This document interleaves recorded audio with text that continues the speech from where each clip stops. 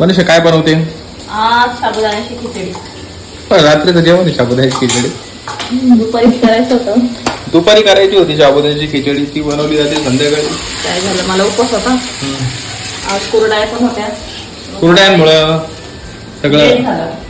मग सगळं काम मामाला गॅसवरचं पुसलं, भांडे घासले, कपडे धुतले आणि त्याच्यानंतर आपल्या शेजारीला लग्न आहे ना त्या साक्षीचं. तिकडे सवासीचा कार्यक्रम होता. मग त्यांनी मला तिकडे जेवायला बोलवलं. मी गेले तिकडे जेवायला.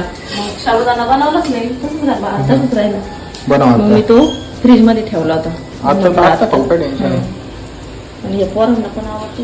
पहिल्यांदा संध्याकाळच्या वेळेला साबुदाणा बनवला जातं. असं दुपारी बनवतो, पण मग आता आज